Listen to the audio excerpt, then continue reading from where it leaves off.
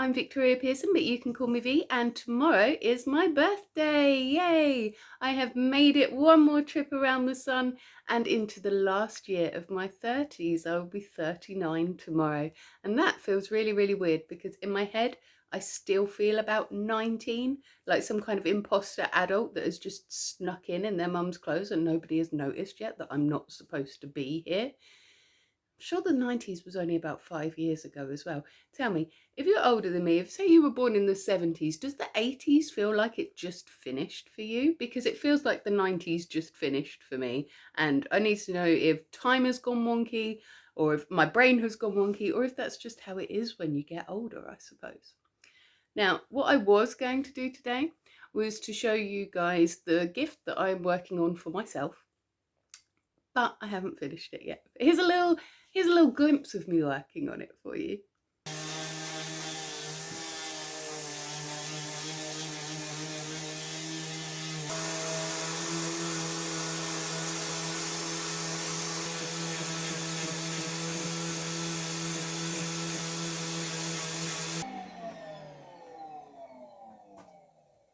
So yeah, I have wanted a writing desk for as long as I can remember. Even when I was a little girl, I wanted a fancy writing desk with a pull down thing that you could write on.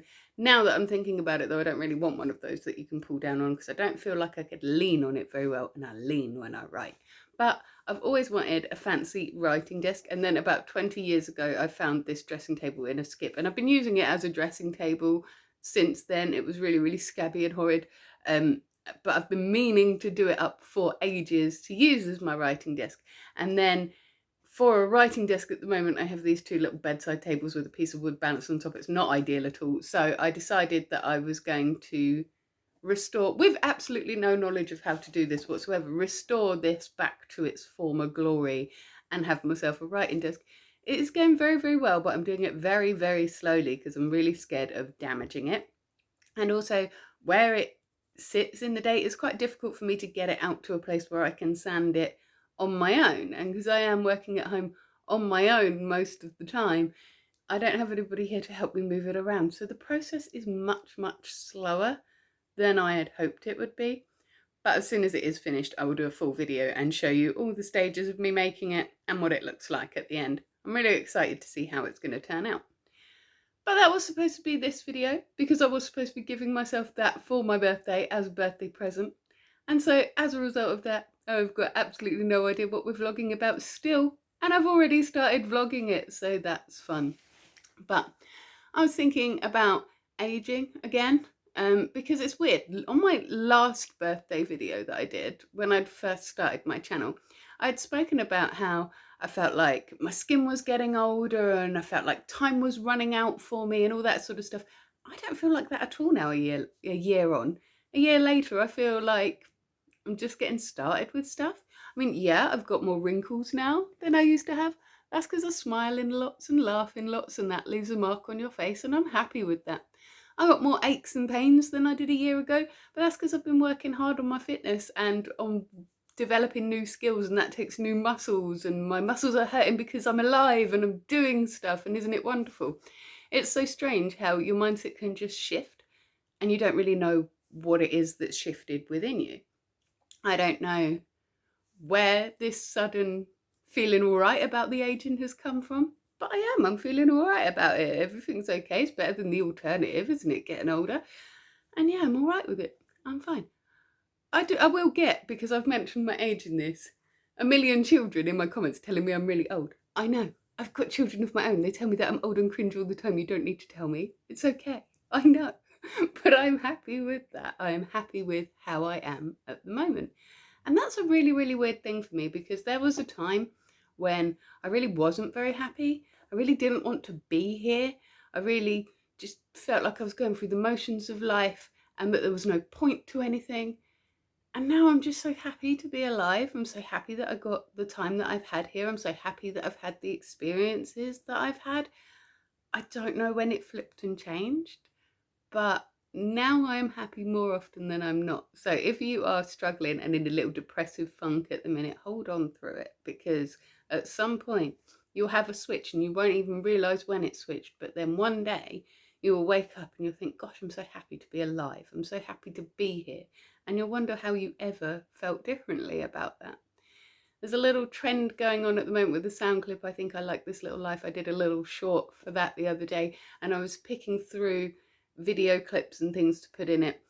I don't put anything with my children online, but obviously I take lots of videos of my children and lots of pictures of my children. It was so wonderful looking through those, seeing all the fun that we'd had together, seeing all the experiences that we've shared, looking back over the last few years to find the clips that made me the happiest was in itself something that just made me so, so happy.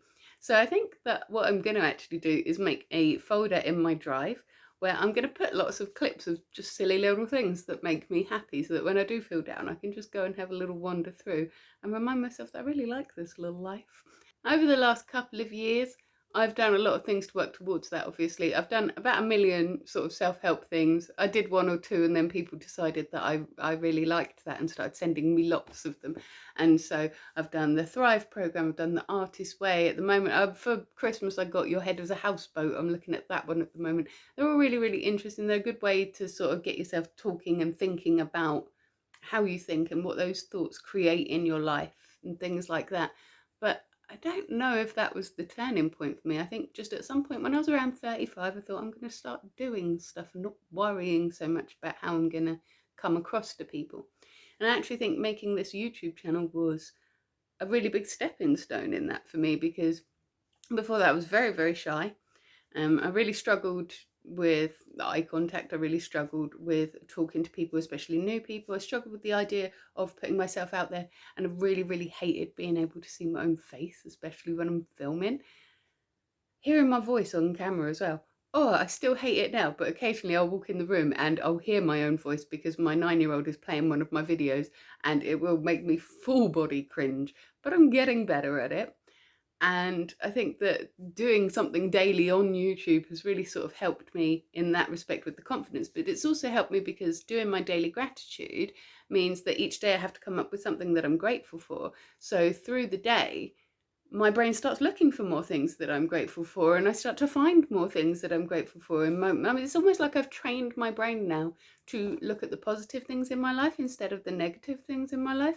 And that is so, so good. I had no idea it was that easy to sort of biohack your own brain, but it really is. You don't even have to believe what you're saying at first. It can be the silliest little thing. But as you get into the habit of daily gratitude, daily listing what you're grateful for, more and more things come up. And some mornings I have to film 4, 5, 6 times because I keep coming up with too many things that I'm grateful for, and I've got to cut it down so I don't lose all your interest and you wander off before we start taking a breath together. And that's amazing. I couldn't have imagined even 5 years ago that that would be an issue for me, that I'm struggling to keep everything I'm grateful for to under 1 minute. That's brilliant stuff. And doing the daily YouTube as well also means that I have to get up, make myself presentable, get moving in the mornings, and that is a really good thing for me as well. Just having the video as part of my daily routine has actually really improved my daily routine. I don't have to spend about half an hour in the morning just sitting there contemplating why I had to get up this morning.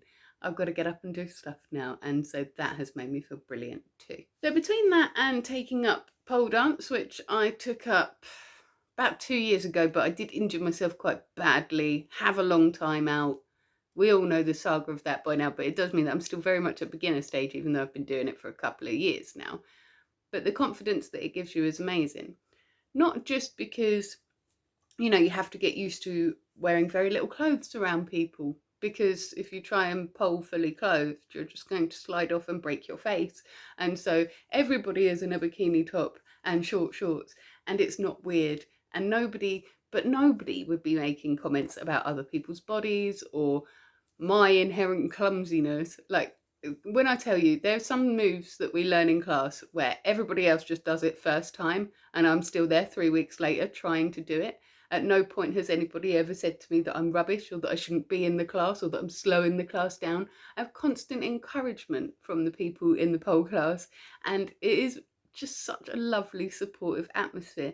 Before I went for my first class, I was really worried that it was going to be quite a bitchy and judgmental sort of sphere. I couldn't have been more wrong about that. They are the most wonderfully supportive group of people that I've ever had the pleasure of spending time with, and I absolutely love going to pole for that reason. And also because it's quite an intensive sport, you know, you're pulling your whole body weight up, sometimes with just the one arm. And so I am getting stronger, I'm getting fitter. My body is capable of doing things that I wouldn't have realised it was capable of doing until I pushed myself to try. And that was an amazing thing as well. So if you are having a birthday loom at you that is making you feel a bit old, take up a new hobby. It really doesn't matter what it is. Do something completely out of your comfort zone, because that's what I did. Pole dance was so far out of my comfort zone that I was very nearly sick before my first lesson. I was so very anxious. I arrived half an hour early because I was so scared of getting lost, and I had a lot of panicking about it. It was the best thing that I have ever done. And so, yeah, all those things have grown my confidence. I'm not feeling nearly as upset about aging as I was this time last year, even though I'm clearly not aging backwards in any way. And I'm feeling pretty good about things now. But I don't know if it's because in my head I've got last year of your 30s, last year of your 30s, last year of your 30s. I've all of a sudden just got a massive burst of energy to do loads and loads of things that I have been putting off for years and years. And it's just been in the last 2 weeks. It's really strange. So in the last 2 weeks, I have updated the cover of A Tale of Two Princes. I've done all the internals on that. Then I realised that I had some outstanding tax things that I had to do. So I did some of those and got all of that out of the way with. I've done my tax return. I've done my Smashwords tax form. I've so that I can get paid from America. I didn't realise that I had money withheld on there, so that was really nice. I've updated book covers on there as well, and I've got some more books to add to there. I've started writing another book. I've got some brilliant feedback on my novel, and I'm making the edits that I need to get that sent out.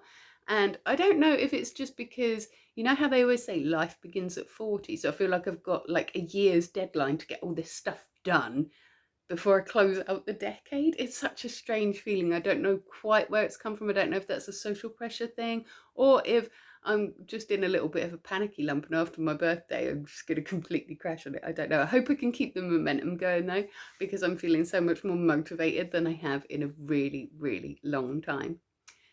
Anyway, considering that was a nothing video and I've gone on for over 10 minutes now, I should probably let you go.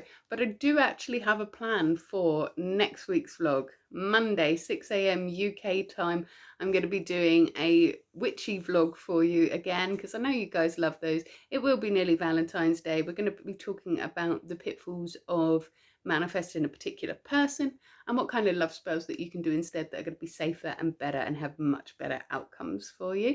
So join me for that one. But if you can't wait till then, I do understand. I will be here every single morning in your shorts, taking a great big deep breath, letting you know what I'm grateful for, if I can fit it all into under a minute. And I do love when you join in with that as well.